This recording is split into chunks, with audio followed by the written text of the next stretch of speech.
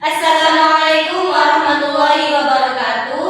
Perkenalkan, kami dari kelompok 14. Di sini kami akan menjelaskan materi tentang tugas administrasi guru. Sebelumnya, perkenalkan, nama saya Fadila Nur Ramadhani Rizkia Putri, NIM 200404045. Perkenalkan, nama saya Sarah Iswanda dengan NIM 200404071. Perkenalkan, nama saya Eva Gita Nadia Putri dengan NIM 200404023.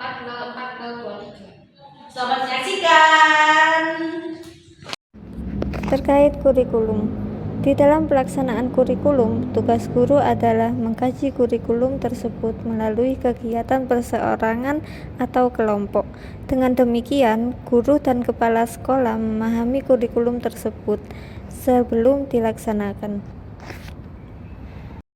Pengembangan kurikulum, peran guru lebih banyak dalam tatanan kelas. Peran guru dalam kurikulum sebagai berikut.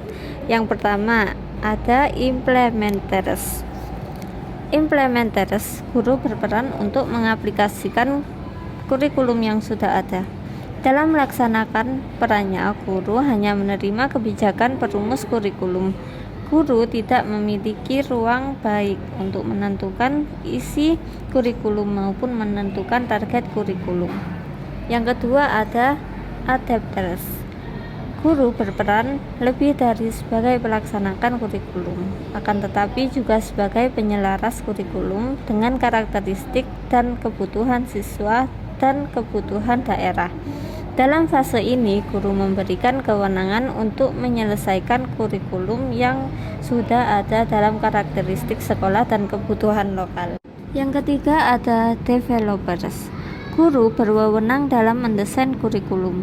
Guru bukan saja dalam menentukan tujuan dan isi pelajaran yang akan disampaikan, akan tetapi juga dapat menentukan strategi apa yang harus dikembangkan serta bagaimana mengukur keberhasilan. Yang keempat, ada researchers. Peran guru sebagai peneliti kurikulum. Peran ini dilaksanakan sebagai bagian dari tugas profesional guru yang memiliki tanggung jawab dalam peningkatan kinerja sebagai guru.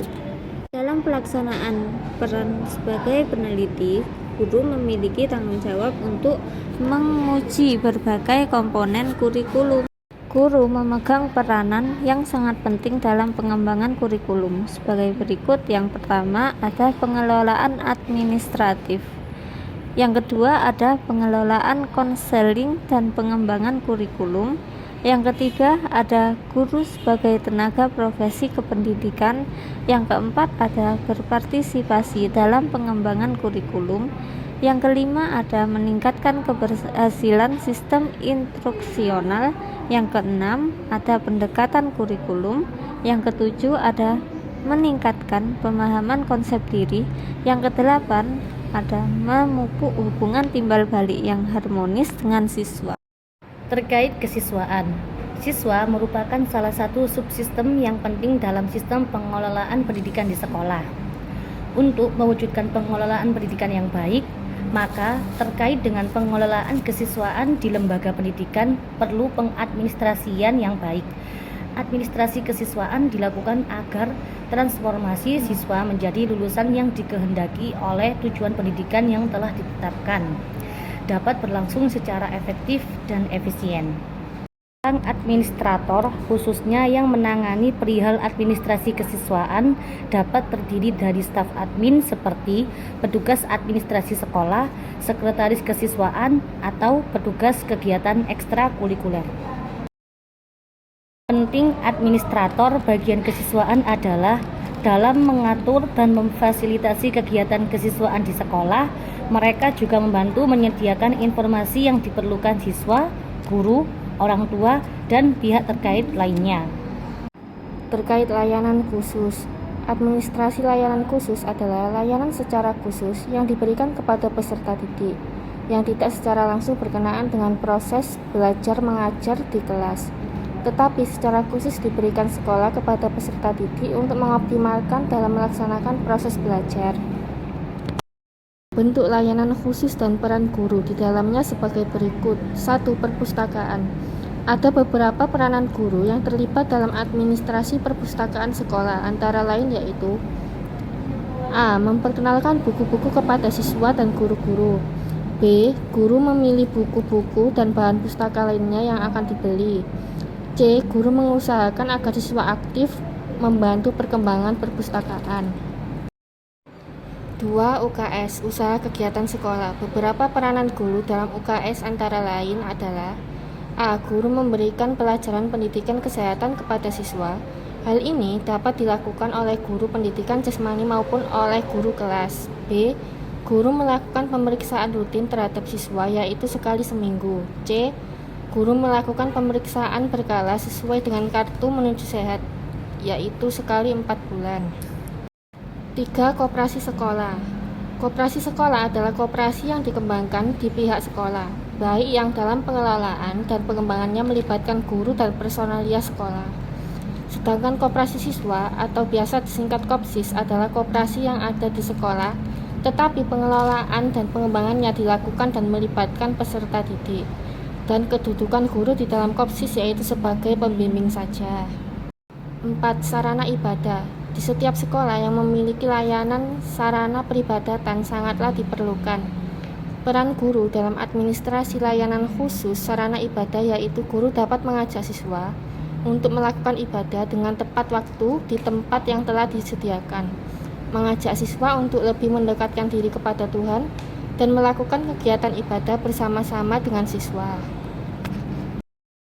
5. Kafetaria sekolah atau kantin. Kafetaria atau kantin sekolah pada awalnya didirikan bukan hanya mempertimbangkan unsur bisnis semata, tetapi lebih daripada itu. Keberadaan kafetaria atau kantin sekolah diharapkan mampu menyokong kelancaran proses belajar mengajar dari sisi keperluan akan makanan bagi siswa. Kafetaria atau kantin sekolah secara tidak langsung mempunyai kaitan yang erat dengan profesi belajar mengajar di sekolah. Ada kalanya proses belajar mengajar tidak dapat berjalan sebagaimana mestinya karena siswa dalam keadaan lapar dan haus. Kafetaria atau kantin sekolah tidak harus diadministrasikan oleh pihak sekolah, tetapi juga dapat diadministrasikan oleh pribadi di luar sekolah atau seperti dharma wanita sekolah. Namun, kafetaria atau kantin sekolah ini tetap tidak boleh terlepas dari perhatian pihak sekolah. Peran kepala sekolah dan guru dalam layanan khusus kafetaria sekolah adalah harus memikirkan serta mengupayakan agar kehadiran kafetaria atau kantin sekolah itu mempunyai sumbangan positif dalam proses belajar mengajar anak di sekolah. 6. Asrama. Salah satu peran guru dalam administrasi layanan khusus adalah dalam bidang layanan khusus asrama. Pengelola asrama adalah pengurus asrama dan pelaksana asrama sekolah. Pengurus asrama ini berjumlah 5-7 orang, yang terdiri atas guru dan anggota dharma wanita sekolah yang bersangkutan, serta diketuai oleh wakil kepala sekolah urusan kesiswaan. Masa kerja pengurus asrama dapat 3-5 tahun, dan setelah itu perlu ada pilihan lagi. Untuk itu, sebaiknya pengurus asrama sekolah diatur dalam anggaran dasar dan anggaran rumah tangga, atau ADART, yang ditetapkan oleh sekolah. Pengurus asrama dalam melaksanakan kegiatannya bertanggung jawab langsung kepada kepala sekolah. Sedangkan pelaksana asrama terdiri atas pegawai tetap sekolah yang berkantor dan bertempat tinggal di asrama. Mereka dibantu oleh beberapa pembantu pelaksana operasional yang bertugas dalam bidang kebersihan dan keamanan. Kesimpulan, tugas guru sehubungan dengan administrasi kurikulum meliputi membuat perencanaan program tahunan, membuat perencanaan program semester, membuat perencanaan program modul, membuat perencanaan program mingguan dan harian, membuat perencanaan program pengayaan dan remedial, membuat perencanaan program kegiatan ekstrakurikuler, membuat perencanaan silabus, membuat rencana pelaksanaan pembelajaran atau RPP, dan membuat perencanaan evaluasi hasil belajar.